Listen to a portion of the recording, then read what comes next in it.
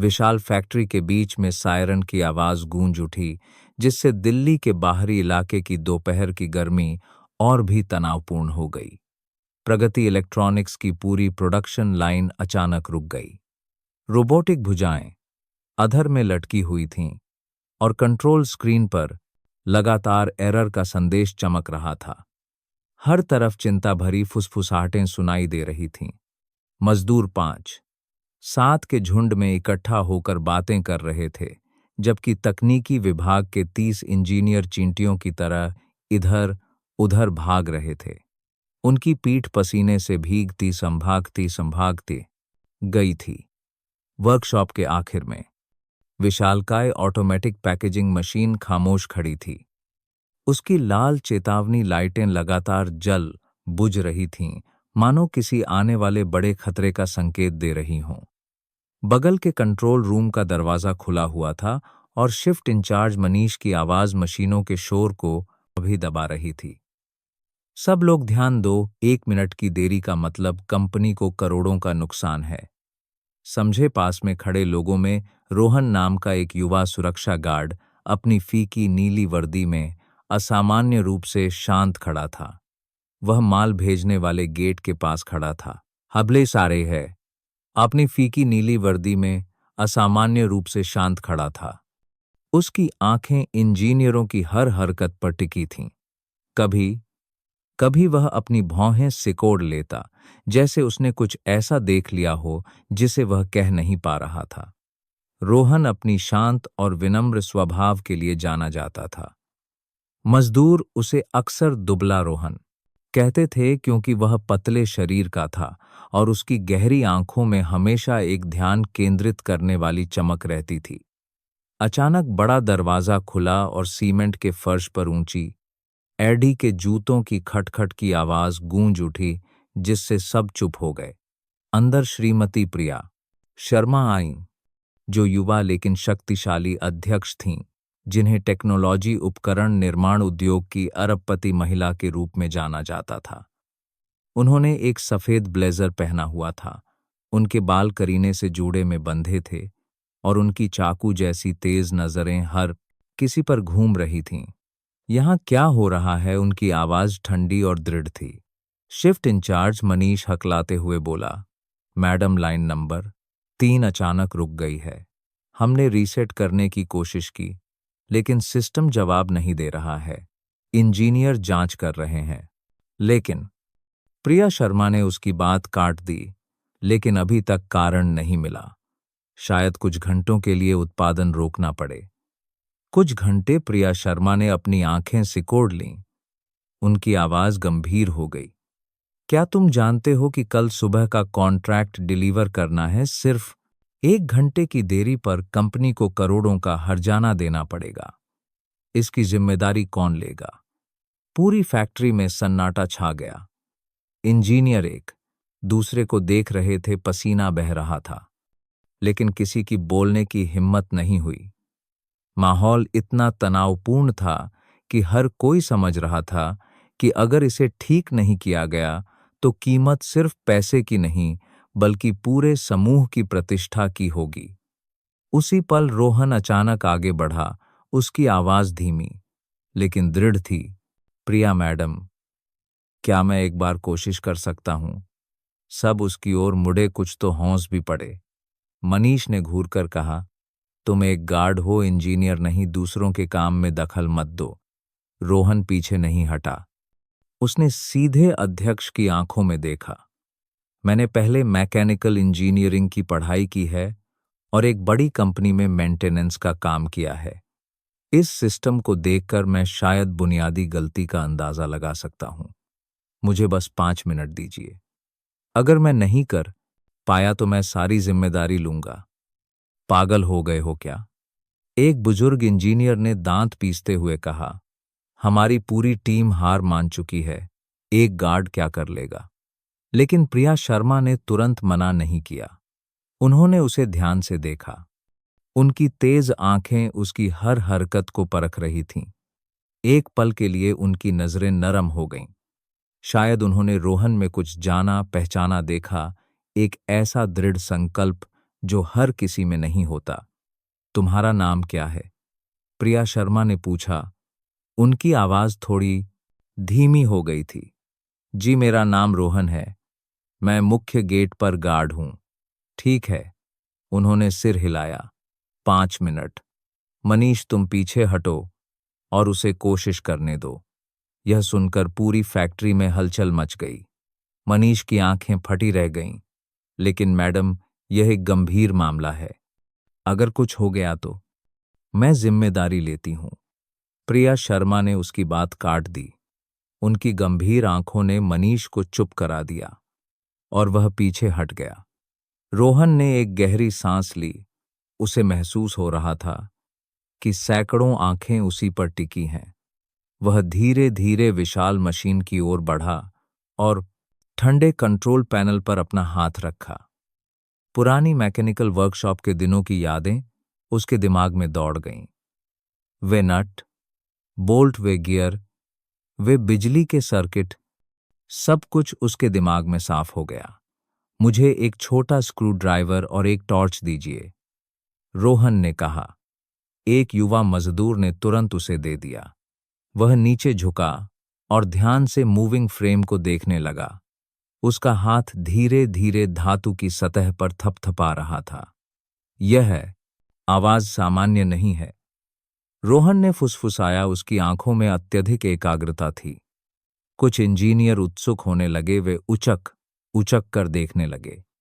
मनीष हाथ बांधे दूर खड़ा था, नाक सिकोड़कर सोच रहा था। ठीक है, देखते हैं तुम क्या कर सकते हो। प्रिया शर्मा भी हाथ बांधे खड़ी थीं। उनकी नजरें रोहन से नहीं हट रही थीं। उस पल उन्हें अचानक अपने शुरुआती दिनों की याद आ गई, जब उन्हें भी कम आंका गया था, जब वह भी शक भरी नजरों के बीच अकेली खड़ी थीं। वह इस एहसास को बहुत अच्छी तरह समझती थीं। रोहन ने सावधानी से एक छोटे कंट्रोल बॉक्स का ढक्कन खोला और हर कनेक्शन को ध्यान से देखा। अचानक उसकी भौहें तन गईं।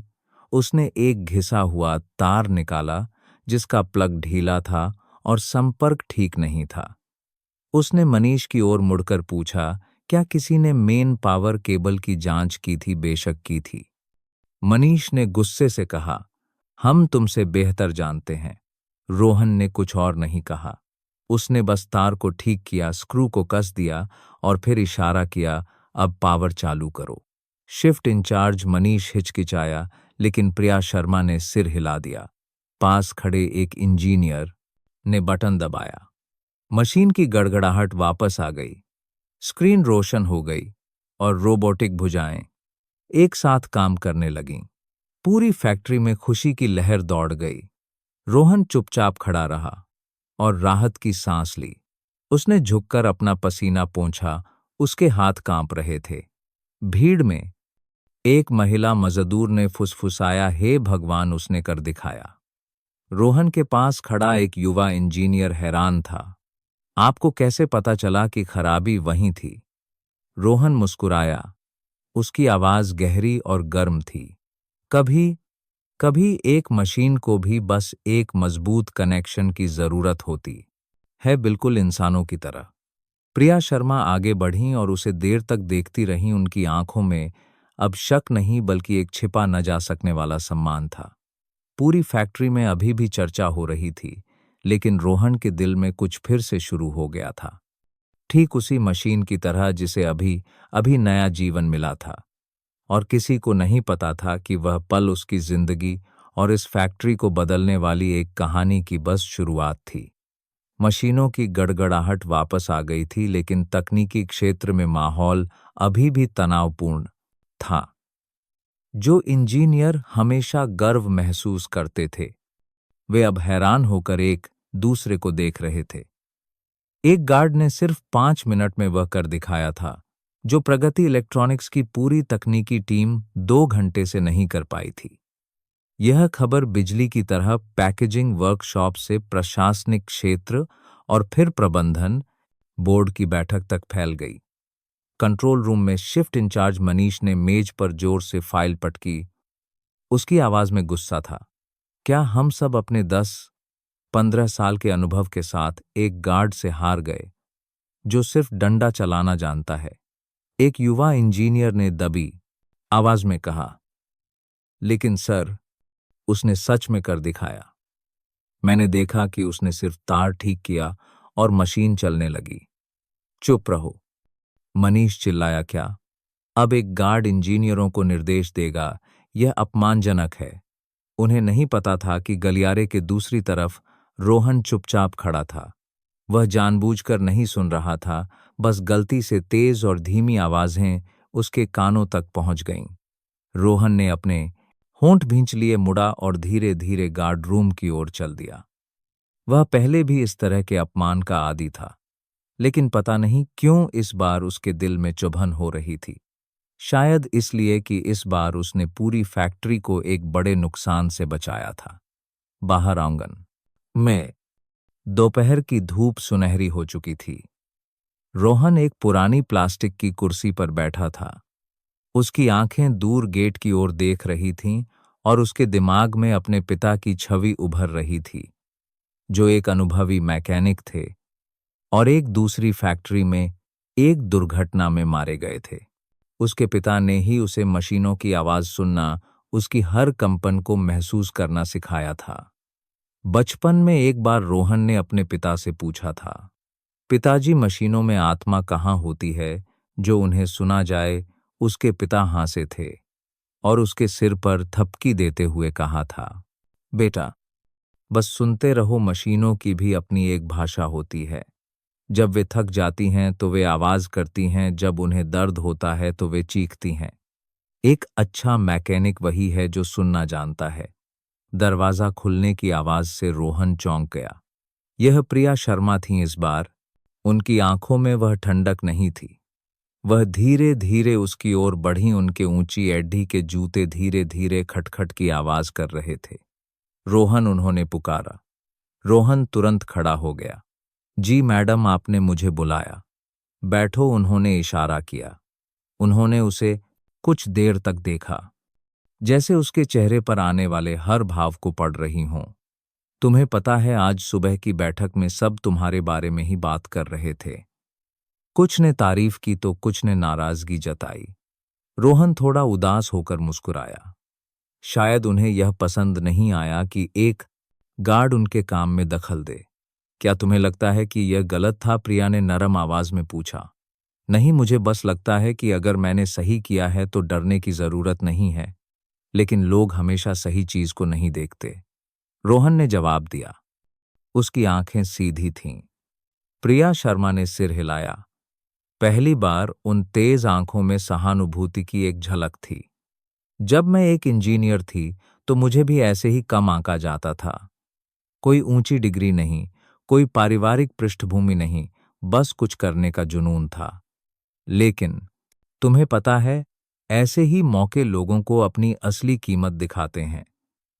रोहन चुप रहा। यह बात उसके दिल की गहराई तक छू गई थी। उसे वे संघर्ष के साल याद आ गए जब उसे अपने इंजीनियर बनने के सपने को छोड़कर गुजारा करने के लिए काम करना पड़ा। अब वह बस गांव में अपनी बूढ़ी मां का पेट पालने के लिए एक स्थिर नौकरी चाहता था। प्रिया शर्मा ने आगे कहा। उनकी आवाज और गंभीर हो गई। मैं चाहती हूं कि तुम कल तकनीकी विभाग के साथ मेरी बैठक में आओ। मैं चाहती हूं कि तुम सबको समझाओ कि तुमने गलती कैसे पकड़ी। क्या तुम्हें हिम्मत है? रोहन हैरान रह गया। मैं एक गार्ड उनके सामने कैसे बोलूंगा? तुम इस पूरी फैक्ट्री के सामने खड़े होकर उसे बचा चुके हो। अब तुम्हें हिम्मत नहीं है? प्रिया शर्मा ने उसकी आंखों में गहराई से देखा। रोहन ने एक गहरी सांस ली और सिर हिलाया। ठीक है, मैं कोशिश करूंगा। प्रिया शर्मा मुस्कुराई। मैं तुम्हारा इंतजार करूंगी। उस रात रोहन गली के आखिर में अपने छोटे से किराए के कमरे में लौटा। कमरा तंग था और पीली रोशनी की मंद रोशनी में उसके पिता की पुरानी तस्वीर चमक रही थी। रोहन लकड़ी की मेज पर बैठा एक सादा कागज निकाला और उस मशीन का शेमा बनाने लगा, उन बिंदुओं को नोट करते हुए जिन्हें उसे बताना था। बाहर झिंगुरों की आवाज आ रही थी और हवा में गीली मिट्टी की गंध थी। उसने तस्वीर से धीरे से कहा, पिताजी, कल मुझे बहुत से लोगों के सामने खड़ा होना है। मैं बहुत डरा हुआ हूँ।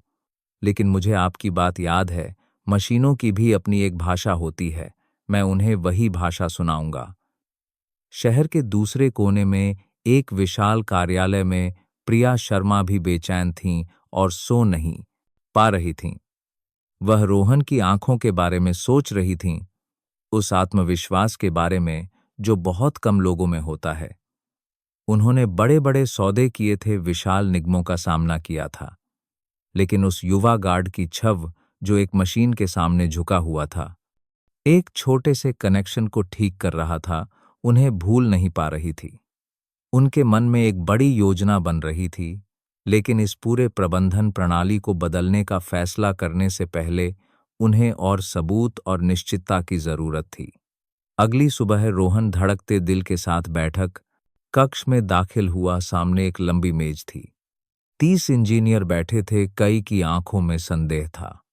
मनीष हाथ बांधे कुर्सी पर टिका हुआ था, व्यंग्यात्मक रूप से मुस्कुरा रहा था। प्रिया शर्मा मेज के सिरे पर बैठी थीं। उनकी आंखें आग की तरह थीं। रोहन, शुरू करो।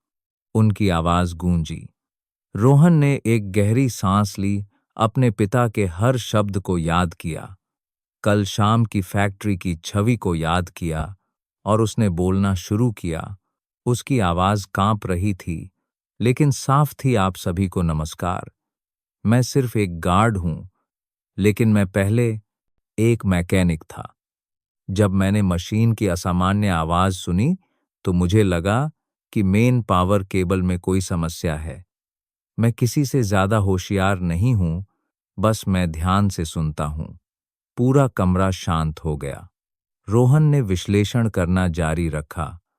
बोलते बोलते वह बोर्ड पर वह सब कुछ बना रहा था जो उसने देखा था। जो इंजीनियर पहले उसे नीचा देख रहे थे, वे अब एक दूसरे को देखकर सिर हिलाने लगे। मनीष का चेहरा गुस्से से तमतमा गया, लेकिन वह कुछ कह नहीं सका। एक महिला इंजीनियर ने खड़े होकर पूछा, रोहन जी, आपने मैकेनिकल इंजीनियरिंग में काम करना क्यों छोड़ दिया? आप इतने प्रतिभाशाली हैं। रोहन थोड़ा मुस्कुराया। मैंने सपना देखा था, लेकिन जिंदगी ने मुझे कहीं और धकेल दिया। गांव में बूढ़ी मां है, पिता जल्दी गुजर गए। मुझे एक स्थिर नौकरी की जरूरत थी, लेकिन कल मुझे लगा कि मैं अभी भी इस काम से प्यार करता हूं। प्रिया शर्मा ने चुपचाप सब कुछ सुना। उनकी आंखों में एक अवर्णनीय खुशी चमक रही थी। वह जानती थीं कि यह सिर्फ शुरुआत थी, और उस कमरे में कहीं एक बड़े बदलाव का बीज बोया जा चुका था, जो आगे बहुत नाटकीय और आश्चर्यजनक घटनाओं का वादा कर रहा था। रोहन बैठक कक्ष से फुसफुसाहटों के बीच निकला। उसका दिल थोड़ा हल्का हो गया था। उसे नहीं पता था कि उसी पल कोई और भी बड़ी तबाही की गुप्त योजना बना रहा था, और उसे एक बार फिर तूफान के केंद्र में खड़ा होना पड़ेगा। सुबह की बैठक के बाद प्रगति इलेक्ट्रॉनिक्स फैक्ट्री में जैसे एक नई ऊर्जा आ गई थी। गार्ड रोहन द्वारा मशीन ठीक करने की कहानी हर विभाग में फैल गई थी, लेकिन अंधेरे में ईर्ष्या चुपचाप पनप रही थी। मनीष तकनीकी विभाग का प्रमुख, जिसे लंबे समय से उत्पादन प्रबंधक का दाहिना हाथ माना जाता था, आराम कक्ष में बैठा था। उसका चेहरा तना हुआ था। उसने अपनी कॉफी का कप जोर से मेज पर पटका, जिससे युवा इंजीनियर चौंक गए। तुम लोगों को क्या लगता है? मनीष ने गुस्से से कहा। उसकी आंखें कमरे में घूमी। एक ने दबी आवाज में कहा, वो रोहन सच में होशियार है। उसने पूरी प्रोडक्शन लाइन बचा ली, जबकि हम सब परेशान थे। होशियार क्या? मनीष ने फिर से मेज पर हाथ मारा। बस किस्मत थी। इतने सालों से मैं और तुम यहां मेहनत कर रहे हैं, और अब अचानक एक गार्ड आकर मैडम के सामने हीरो बन गया, और तुम लोग भी उसकी तरफ हो गए। कहानी यहीं खत्म नहीं हुई। उस शाम जब रोहन गेट पर जांच कर रहा था, हरीश नाम का एक युवा इंजीनियर उसके पास आया। उसके चेहरे पर चिंता थी। रोहन भाई, क्या मैं आपसे कुछ पूछ सकता हूं? हाँ, पूछो। रोहन ने सिर हिलाया। उसकी आवाज विनम्र थी। असल में तकनीकी विभाग में बहुत से लोग आपसे खुश नहीं हैं। आप सावधान रहना। मैंने सुना है कि वे आपकी प्रतिष्ठा खराब करने के लिए कुछ करने की योजना बना रहे हैं। रोहन एक पल के लिए रुक गया, लेकिन फिर हल्का सा मुस्कुराया। धन्यवाद भाई, मैं बस अपना काम अच्छे से करना जानता हूँ, बाकी चीजों की परवाह नहीं करता। हरीश ने होंठ काटे। मैं सच कह रहा हूँ, शिफ्ट इंचार्ज मनीष कोई तरीका ढूंढ रहा है। आपको सावधान रहना होगा। उस रात रोहन अपने किराए के कमरे में रोज से जल्दी लौट आया। उसकी माँ ने गांव से फोन किया। उनकी आवाज कमजोर थी। बेटा, आजकल काम पर थक तो नहीं जाते? तुम्हारी आवाज अजीब लग रही है। नहीं माँ, मैं ठीक हूं। आप गांव में अपना ख्याल रखना। रोहन ने अपनी आवाज में खुशी लाने की कोशिश की। बेटा, तुम्हारे पिता जहां भी होंगे, उन्हें तुम पर बहुत गर्व होगा। तुम जो भी करो अपना ख्याल रखना। किसी को तुम्हें नुकसान न पहुंचाने देना। मां की आवाज भर्रा गई। रोहन कुछ देर चुप रहा। उसकी आंखें दीवार पर टंगी पिता की तस्वीर को देखते हुए नम हो गईं। फिर उसने धीरे से कहा, मैं वादा करता हूं। अगले दिन जब सब व्यस्त थे, ऑटोमेटिक कटिंग मशीन वाले हिस्से से एक तीखी आवाज आई। एक मजदूर चिल्लाया, मशीन जाम हो गई है, बंद नहीं हो रही है। पूरा विभाग घबरा गया। मनीष और कुछ इंजीनियर दौड़े, लेकिन जब कंट्रोल पैनल चमक रहा था तो वे कारण नहीं ढूंढ पाए। मनीष ने चिल्लाया, मेन पावर जल्दी बंद करो। किसी ने चिल्लाया, मेन पावर भी बंद नहीं हो रही है। रोहन ने शोर सुना और दौड़ा। देखते ही उसे समस्या समझ में आ गई। एक सेंसर का तार उल्टा जुड़ा हुआ था। वह आगे बढ़ा, लेकिन मनीष ने उसका हाथ रोक लिया। यह तुम्हारा काम नहीं है, बाहर जाओ। अगर मशीन नहीं रुकी तो कटर ब्लेड बाहर निकल सकता है। यह बहुत खतरनाक है। रोहन ने चिल्लाकर कहा, कहा ना बाहर जाओ। मनीष ने गुस्से से रोहन को पीछे धकेला।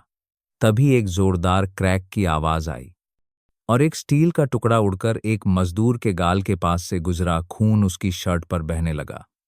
चीख पुकार मच गई। रोहन अब और बर्दाश्त नहीं कर सका। वह बाड़ के ऊपर से कूदा और सीधे बिजली के पैनल पर पहुंचा। एक तेज हरकत में उसने सरौते से सेंसर कनेक्शन को तुरंत हटा दिया और फिर उस सहायक पावर को खींचकर बंद कर दिया, जिसके बारे में केवल वही लोग जानते थे जिन्होंने इसे स्थापित किया था। मशीन रुक गई। पूरी फैक्ट्री में सन्नाटा छा गया। सब हैरान खड़े थे और मनीष का चेहरा पीला पड़ गया था।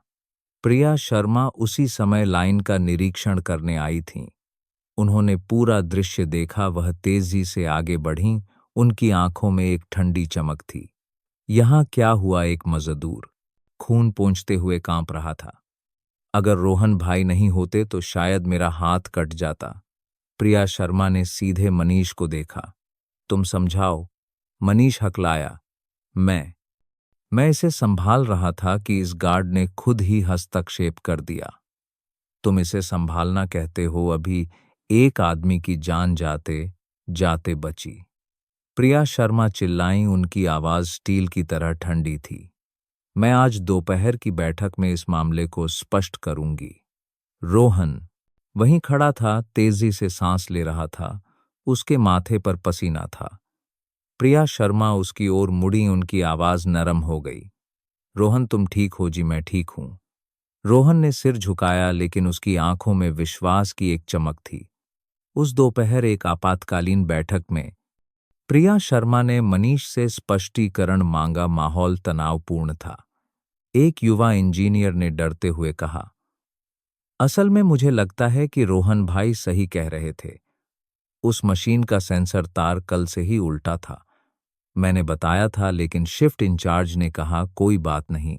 मनीष ने घूरकर कहा, तुम चुप रहो, बस करो। प्रिया शर्मा खड़ी हो गई। मुझे और कुछ नहीं सुनना। फिलहाल मनीष को जांच पूरी होने तक काम से निलंबित किया जाता है। रोहन, कल तुम मेरे साथ निदेशक मंडल की बैठक में शामिल होगे। पूरा बैठक कक्ष हैरान रह गया। रोहन स्तब्ध था। उसका दिल जोर से धड़क रहा था। एक साधारण गार्ड अचानक इंजीनियरों और नेताओं के बीच चर्चा का केंद्र बन गया था। वह चुपचाप घर लौट आया। वर्कशॉप से गुजरते समय कई मजदूरों ने उसे देखा, कुछ फुसफुसा रहे थे। रोहन भाई सच में होशियार हैं। हाँ, गार्ड होकर भी चीफ इंजीनियर जैसा है। उस रात रोहन फिर से अपने किराए के कमरे में अकेला बैठा था। अपनी पुरानी डायरी में उन चीजों को लिख रहा था जो उसने सीखी थीं, जो अनुभव उसने अभी अभी किया था। बाहर रात की हवा बह रही थी, जिसमें चमेली की मीठी गंध थी। रोहन ने आकाश की ओर देखा, उसका दिल उत्साहित और दृढ़ था। उसे नहीं पता था कि ये घटनाएं तो बस सतह पर थीं, एक बड़ी साजिश छिपी हुई थी, और उसे एक बार फिर इस पूरी फैक्ट्री के जीवन और मृत्यु की रेखा के बीच खड़ा होना पड़ेगा। उसने खुद से धीरे से कहा, कल मुझे और मजबूत होना होगा। अगली सुबह पूरी प्रगति इलेक्ट्रॉनिक्स फैक्ट्री पर एक तनावपूर्ण धुंध छाई हुई थी। शिफ्ट इंचार्ज मनीष के निलंबन की खबर हर उत्पादन इकाई में फैल गई थी। कई लोगों ने राहत की सांस ली कि आखिरकार किसी को जिम्मेदार ठहराया गया, लेकिन कई आंखों में चिंता भी थी, क्योंकि किसी ने नहीं सोचा था कि रोहन जैसे गार्ड को निदेशक मंडल की बैठक में बुलाया जाएगा। रोहन रोज से जल्दी गेट पर पहुंचा। उसने अपनी फीकी वर्दी पहनी थी जो इस्त्री की हुई थी, और उसके बाल करीने से संवारे हुए थे। उसके मन में सैकड़ों विचार चल रहे थे। कुछ ही दिन पहले वह चुपचाप मजदूरों के औजार उठाने में मदद करता था। आज उसे एक ऐसी मशीन के संचालन को समझाना था जिसे 30 इंजीनियर ठीक नहीं कर पाए थे। प्रिया शर्मा समूह की अरबपति अध्यक्ष सुबह से ही कंट्रोल रूम में मौजूद थीं। उनकी आंखें बड़े शीशे से नीचे वर्कशॉप में हर किसी को देख रही थीं। उनकी आवाज धीमी लेकिन दृढ़ थी। पिछली रात मुझे कई रिपोर्टें मिलीं, लेकिन मैं अब सिद्धांत नहीं सुनना चाहती। मैं कार्रवाई देखना चाहती हूं। रोहन, क्या तुम हमारी टीम के साथ मुख्य तकनीकी कक्ष में जाकर लाइन नंबर 3 को फिर से ठीक करने की हिम्मत रखते हो? रोहन एक पल के लिए स्तब्ध रह गया, फिर उसने सिर हिलाया। जी, मैं तैयार हूं। पूरा तकनीकी कक्ष चुप हो गया। कुछ इंजीनियर फुसफुसाए, फिर से वही गार्ड, क्या हम सच में उससे हार मान लेंगे? लेकिन कुछ लोग रोहन को प्रशंसा की नजरों से देख रहे थे। रोहन मशीन कक्ष में दाखिल हुआ। इंजनों की गूंज और तेल की तेज गंध हवा में थी। उसने गहरी सांस ली। उसकी नजरें हर बिजली के पैनल, हर भाड़काड़ीउरा पाइपलाइन पर घूमी। इंजीनियरों की टीम चारों ओर खड़ी थी, कुछ हाथ बांधे हुए थे, कुछ सिर झुकाए हुए थे। रोहन मुख्य नियंत्रण इकाई के पास बैठ गया, बिजली के कैबिनेट का ढक्कन खोला और हर तार को अपनी आंखों से देखा। वह धीरे से बुदबुदाया, यह कोई सामान्य खराबी नहीं है। किसी ने जानबूझकर संपर्क बिंदुओं की जगह बदली है। गुप्ता जी नाम के एक पुराने इंजीनियर ने भौहें चढ़ाईं। क्या तुम कह रहे हो कि किसी ने जानबूझकर तोड़फोड़ की है? रोहन ने धीरे से सिर हिलाया। मैं एक गार्ड हूं। रात में गश्त करते समय बहुत कुछ देखता हूं। कल रात घटना से पहले कोई इस क्षेत्र में घुसा था। मैं यह नहीं कह सकता कि वह कौन था, लेकिन मुझे गीले सीमेंट के फर्श पर छपे जूते के निशान साफ याद हैं। पूरे कमरे में हलचल मच गई। प्रिया शर्मा पीछे से आईं, उनकी आवाज तीखी थी। रोहन, क्या तुम निश्चित हो? जी, मैं निश्चित हूं। एक युवा इंजीनियर खुद को रोक नहीं पाया और जोर से पूछा, रोहन भाई, आप तो सिर्फ एक गार्ड हैं, आपको इन बिजली के सर्किटों के बारे में कैसे पता?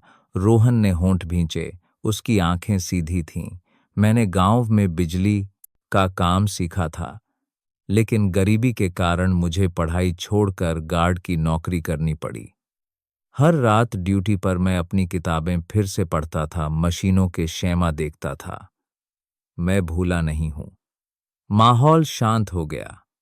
रोहन ने अपने काम को जारी रखा। उसके हाथ तेजी से सेंसर तारों को फिर से जोड़ रहे थे, फ्यूज बोर्ड को वापस लगा रहे थे। जब उसने पावर का परीक्षण किया तो टिक टिक की आवाज आई। सिग्नल लाइटें फिर से हरी हो गईं। कमरे के एक कोने से तालियों की आवाज आई और फिर कई और आवाजें उसके पीछे आईं। लेकिन ठीक उसी समय निगरानी प्रणाली से एक और चेतावनी की आवाज आई। स्क्रीन पर लाल अक्षरों में लिखा था, रिमोट घुसपैठ कनेक्शन काटें। सब हैरान रह गए। गुप्ता जी घबरा गए। कोई इसे दूर से नियंत्रित कर रहा है।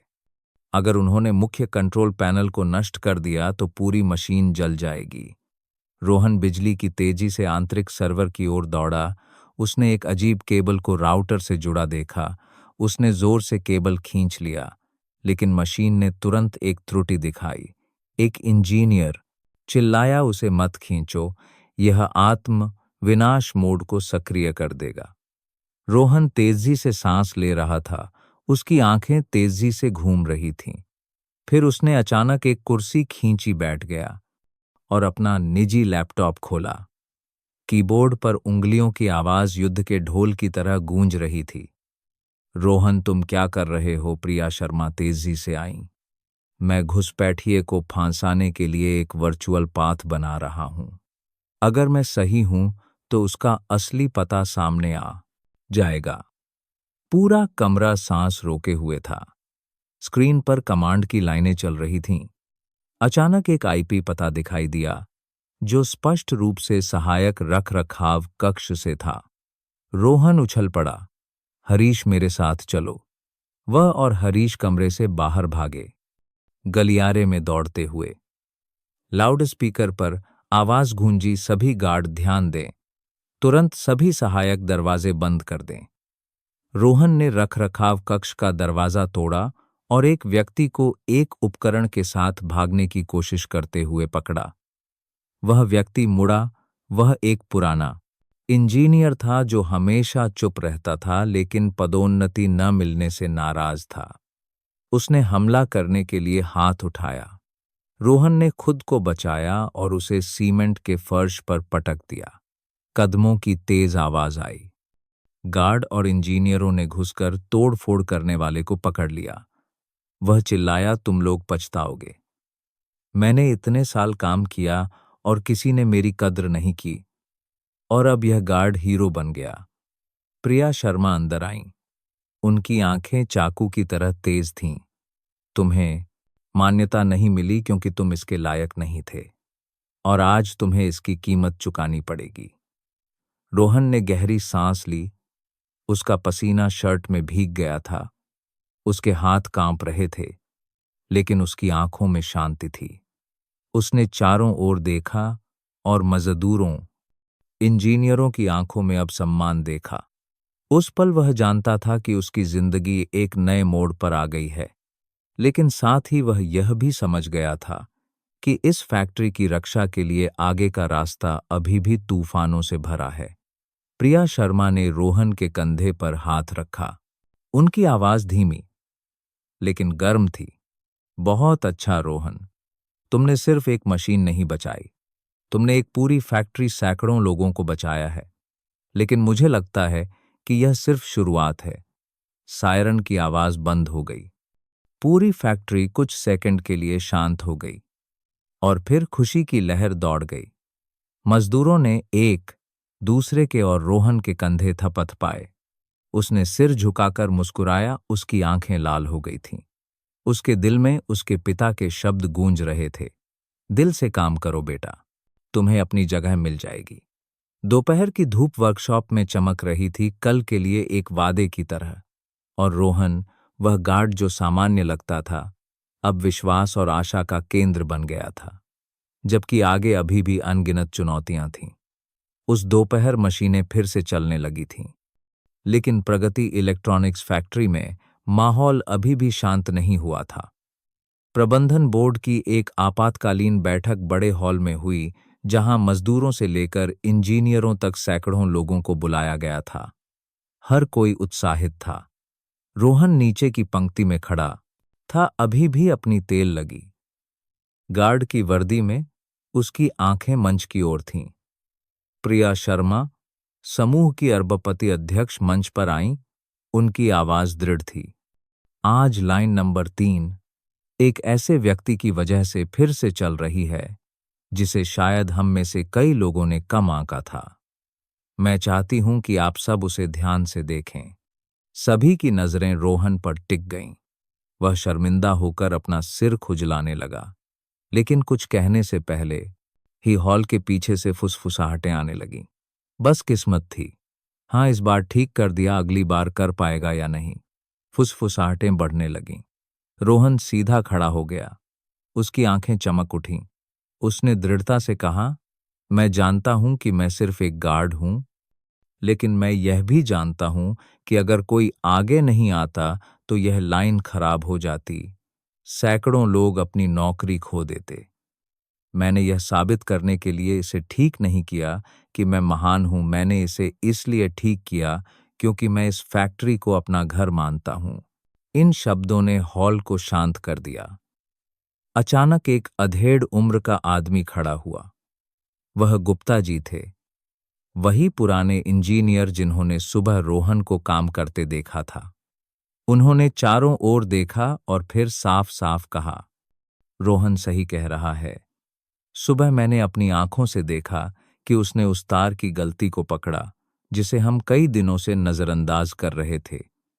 जो व्यक्ति ऐसी छोटी छोटी चीजें देख सकता है, वह भाग्यशाली नहीं होता। जैसे ही कुछ तालियां बजीं, हॉल का दरवाजा अचानक खुला। एक युवा कर्मचारी दौड़ता हुआ आया। उसका चेहरा पीला था। प्रबंधन को रिपोर्ट, लाइन नंबर 1 ओवरलोड हो रही है। तापमान अचानक बढ़ गया है। अगर इसे तुरंत नियंत्रित नहीं किया गया तो विस्फोट हो सकता है। घबराहट की आवाजें उठीं, सब एक साथ खड़े हो गए। गुप्ता जी चिल्लाए, जल्दी से पावर काटो। लेकिन एक अन्य कर्मचारी चिल्लाया, नहीं, अगर अचानक काटा तो प्रक्रिया में लगे सैकड़ों टन कच्चे माल खराब हो जाएंगे। प्रिया शर्मा ने तुरंत आदेश दिया, रोहन क्या तुम देख सकते हो? रोहन ने सिर हिलाया और इंजीनियरों के समूह के साथ लाइन नंबर 1 की ओर भागा। चेतावनी सायरन लगातार बज रहा था। गर्मी की पाइपों से जलने की गंध आ रही थी। रोहन के माथे पर पसीना बह रहा था। उसने कंट्रोल पैनल को देखा। उसके हाथ थोड़ा कांपे। फिर उसने एक असामान्य चीज देखी। यह कोई तकनीकी खराबी नहीं थी, किसी ने अभी अभी ऑपरेटिंग मोड बदला था। हरीश, वह युवा कर्मचारी जिसने रोहन की मदद की थी, हांफता हुआ आया। मैंने कैमरे में देखा कि घटना से पहले कोई सहायक कंट्रोल रूम में घुसा था। रोहन ने भौहें सिकोड़ी, उसकी आंखों में तेजी थी। उस कमरे में वरिष्ठ कर्मचारियों के अलावा किसी को जाने की इजाजत नहीं है। चाबी किसके पास है?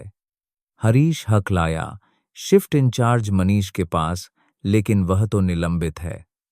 रोहन तुरंत समझ गया और सीधे सहायक कंट्रोल रूम की ओर भागा।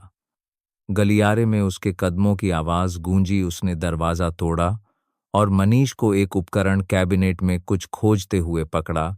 उसके हाथ में एक सर्किट बोर्ड था। मनीष मुड़ा, उसकी आंखों में घबराहट थी। तुम यहां क्या कर रहे हो? रोहन ने दांत पीसे, तुम इस फैक्ट्री को नष्ट कर रहे हो। मनीष व्यंग्यात्मक रूप से हौसा, नष्ट कर रहा हूं तो क्या मैंने इतने साल सेवा की, किसी ने कद्र नहीं की? अब देखते हैं कि तुम लोग इस गार्ड की कब तक इज्जत करते हो। बिना सोचे रोहन उस पर झपटा। दोनों के बीच जोरदार हाथापाई हुई। सर्किट बोर्ड नीचे गिर गया। मनीष ने अपनी जेब से एक चाकू निकाला, लेकिन रोहन तेज था। उसने उसे नीचे गिरा दिया। उसका हाथ कसकर पकड़ लिया। हरीश और कुछ अन्य गार्डों ने आकर मनीष को तुरंत पकड़ लिया। रोहन ने सर्किट बोर्ड उठाया और कंट्रोल रूम की ओर भागा। सिस्टम को फिर से जोड़ा और लाइन का तापमान सुरक्षित स्तर पर ले आया। यह सब कुछ ही मिनटों में हुआ, लेकिन एक युद्ध जितना तनावपूर्ण था। चेतावनी सायरन बंद हो गया और पूरी फैक्ट्री खुशी के नारों से गूंज उठी। रोहन फर्श पर बैठ गया, हाँफ रहा था। हरीश ने उसे उठाया, उसकी आवाज कांप रही थी। रोहन भाई, आपने एक बार फिर पूरी फैक्ट्री को बचा लिया। रोहन थोड़ा मुस्कुराया, पसीना बह रहा था। मैंने नहीं, पूरी टीम ने। अगर तुम नहीं होते तो मैं उस कमरे तक समय पर नहीं पहुंच पाता। प्रिया शर्मा आईं, उनकी आंखें नम थीं। वह रोहन के सामने आईं, उनकी आवाज गहरी लेकिन भावनाओं से भरी थी। तुमने सिर्फ मशीनें नहीं ठीक की, तुमने हजारों लोगों को बेरोजगार होने से बचाया है। रोहन, मैं तुम्हारी आभारी हूं। रोहन ने सिर झुकाया, उसकी आवाज भर्रा गई। मैंने बस वही किया जो मुझे सही लगा। पूरी फैक्ट्री ने जोर जोर से तालियां बजाईं। किसी ने चिल्लाया, रोहन प्रगति का हीरो। रोहन धन्यवाद। उस जयकार के बीच रोहन ने मजदूरों के थके हुए चेहरों को देखा, उन आंखों को देखा जो कभी उसे बिना ध्यान दिए देखती थीं, अब विश्वास से चमक रही थीं। उस पल रोहन को अपनी आंखें धुंधली महसूस हुईं। वह जानता था कि आज से उसकी जिंदगी हमेशा के लिए बदल गई है। अगली सुबह पूर्व शिफ्ट इंचार्ज मनीष के तोड़फोड़ के आरोप में पकड़े जाने की खबर पूरी प्रगति इलेक्ट्रॉनिक्स फैक्ट्री में फैल गई। पूरे औद्योगिक क्षेत्र में हलचल थी, लेकिन लोग सबसे ज्यादा रोहन की कहानी के बारे में बात कर रहे थे। वह गार्ड जो रात में सिर्फ गश्त करता हुआ लगता था, अचानक पूरी फैक्ट्री को बचाने वाला हीरो बन गया था। प्रिया शर्मा, अरबपति अध्यक्ष ने एक बड़ी बैठक बुलाई। सभी मजदूर, इंजीनियर और प्रबंधक हॉल में आमंत्रित थे। मंच पर एक लाल बैनर पर लिखा था, उन लोगों का सम्मान जिन्होंने चुपचाप योगदान दिया। रोहन आखिरी पंक्ति में बैठा था, अभी भी अपनी सादी गार्ड की वर्दी में। उसने कभी नहीं सोचा था कि आज लोग उसके स्वागत में तालियां बजाएंगे। प्रिया शर्मा की आवाज साफ साफ गूंजी, कल अगर रोहन और आप सभी का समर्थन नहीं होता तो यह फैक्ट्री एक बड़ी आपदा का सामना कर सकती थी। लेकिन एक मशीन को ठीक करने से भी ज्यादा मैं उसके दिल की सराहना करती हूं। आपातकाल के क्षण में उसने पद के बारे में नहीं सोचा, वेतन के बारे में नहीं सोचा, बस यह सोचा कि पूरे समूह को कैसे बचाया जाए। पूरे हॉल में तालियों की गड़गड़ाहट गूंज उठी। गुप्ता जी, पुराने इंजीनियर, खड़े हुए और बोले, मैं 20 से अधिक वर्षों से तकनीकी काम कर रहा हूं। कभी कभी मुझे लगता था कि मैं सब कुछ जानता हूं, लेकिन रोहन ने मुझे दिखाया कि एक महान व्यक्ति केवल डिग्री से नहीं बल्कि अपने दिल और अनुभव से बनता है। उसने उन चीजों को देखा जिन्हें हम नजरअंदाज कर देते हैं और जरूरत पड़ने पर तुरंत कार्रवाई की। रोहन खड़ा हुआ, सैकड़ों आंखों के उस पर टिके होने से थोड़ा असहज था। उसने माइक्रोफोन पकड़ा, उसकी आवाज कांप रही थी। मैं सच में कभी नहीं सोचा था कि मैं यहां खड़ा होऊंगा। इन कुछ सालों में मैं सिर्फ एक गार्ड था, गश्त करता था, दरवाजे की रखवाली करता था, लेकिन मैं भी कभी एक मैकेनिक था। मुझे भी इन मशीनों की गड़गड़ाहट से प्यार था। मेरी पुरानी नौकरी चली गई क्योंकि कंपनी दिवालिया हो गई। फिर मैंने यहां गार्ड की नौकरी के लिए आवेदन किया ताकि मैं तेल और नट बोल्ट की गंध के करीब रह सकूं। मैं इस फैक्ट्री को अपनी जिंदगी का एक हिस्सा मानता हूं। कल मैंने बस वही किया जो हम में से किसी को भी करना चाहिए जब वह इस जगह को खतरे में देखे। रोहन की आवाज भर्रा गई, पूरा हॉल शांत हो गया। फिर पहली पंक्ति से एक महिला खड़ी हुई, उसकी आंखें नम थीं। वह ललिता दीदी थीं, एक पुरानी मजदूर जिन्होंने कई बार रोहन से अपनी चीजें रखने के लिए कहा था। उन्होंने जोर से कहा, रोहन, तुम्हारी वजह से हम लोगों के पास अभी भी नौकरी है, अपने बच्चों को खिलाने के लिए पैसे हैं। हम तुम्हारे बहुत आभारी हैं। तालियों की गड़गड़ाहट पहले से भी ज्यादा तेज हो गई। एक युवा इंजीनियर ने कहा, रोहन, क्या तुम हमारे लिए तकनीकी सलाहकार बनने के लिए सहमत हो? हमें तुम जैसे व्यक्ति की जरूरत है। रोहन विनम्रता से मुस्कुराया और सिर हिलाया। मेरे पास कोई डिग्री नहीं है, कोई पद नहीं है, लेकिन अगर तुम लोगों को जरूरत है तो मैं वह सब कुछ सिखाने को तैयार हूं जो मैं जानता हूं। जब तक यह फैक्ट्री सुरक्षित है और हर किसी के पास खाने के लिए रोटी और पहनने के लिए कपड़े हैं। प्रिया शर्मा आगे बढ़ी, रोहन के कंधे पर हाथ रखा, उनकी आवाज दृढ़ थी, पद मेरी जिम्मेदारी है। आज से रोहन को सुरक्षा और विशेष संचालन के प्रमुख के रूप में नियुक्त किया जाता है। उसे किसी डिग्री की जरूरत नहीं है क्योंकि उसके कार्यों ने सब कुछ साबित कर दिया है। हॉल में खुशी की लहर दौड़ गई। रोहन वहीं खड़ा रहा, उसकी आंखें धुंधला गईं। उसने अपने पिता के बारे में सोचा, उस पुराने मैकेनिक के बारे में जिसने उसे हर वेल्डिंग, हर नट बोल्ट सिखाया था। उसने उन बरसात की रातों के बारे में सोचा जब वह गेट पर खड़ा था, उन मौकों के बारे में जब उसने चुपचाप मजदूरों को सामान उठाने में मदद की थी और किसी ने ध्यान नहीं दिया था। अब वे सभी छोटी छोटी चीजें एक बड़े गर्व में बदल गई थीं। बैठक एक साधारण लेकिन गर्मजोशी भरे भोज के साथ मजदूरों के कैंटीन में समाप्त हुई। लोग रोहन के चारों ओर जमा हो गए, उससे सवाल पूछ रहे थे, हंस रहे थे। हरीश, युवा इंजीनियर, ने अपनी कोल्ड ड्रिंक का गिलास उठाया और चिल्लाया, रोहन भाई को बधाई, प्रगति के हीरो। हौसी हर जगह गूंज रही थी। रोहन ने चारों ओर देखा, उसने मुस्कुराते हुए चेहरे देखे, उसने हर व्यक्ति में विश्वास लौटते हुए देखा। उसे अचानक एहसास हुआ कि कभी कभी बस एक व्यक्ति को खड़े होने की हिम्मत करनी होती है और पूरा समूह बदल जाता है। दिन के अंत में रोहन गार्ड पोस्ट पर लौटा, शाम हो चुकी थी। वह फैक्ट्री के गेट को देख रहा था, उसका दिल हल्का था। प्रिया शर्मा आईं और उसे एक लिफाफा दिया। इसे रखो, यह तुम्हारा नया अनुबंध और कुछ बोनस है। मना मत करना क्योंकि तुम इसके लायक हो। रोहन ने सिर झुकाया। धन्यवाद मैडम, मैं वादा करता हूं कि मैं और भी बेहतर काम करूंगा। घर लौटते समय रोहन एक दुकान पर रुका और गांव में अपनी बूढ़ी मां के लिए कुछ मिठाइयां खरीदीं। उसने कल्पना की कि जब वह सुनेगी कि उसके बेटे को मान्यता मिली है तो उसका चेहरा कितना खिल उठेगा। रोहन की कहानी बाहर भी फैल गई, सोशल मीडिया पर भी हजारों कमेंट्स, शुभकामनाएं आने लगीं। एक पत्रकार ने आकर उससे एक आखिरी सवाल पूछा, आप लोगों को क्या संदेश देना चाहते हैं?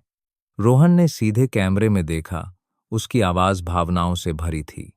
मैं बस यह कहना चाहता हूं कि किसी को भी कम मत समझो, चाहे आप एक गार्ड हों, एक कंपराध। एक आखिरी सवाल भावनाओं से भरी थी। मजदूर हों या एक साधारण कारीगर, अगर आप अपना दिल अपने काम में लगाते हैं तो एक दिन पूरी दुनिया आपकी इज्जत करेगी। अगर मेरी कहानी ने आपके दिल को छुआ है तो कृपया जिंदगी का पहिया चैनल का समर्थन करें ताकि और भी खूबसूरत कहानियां सुनाई जा सकें। आप सभी का धन्यवाद।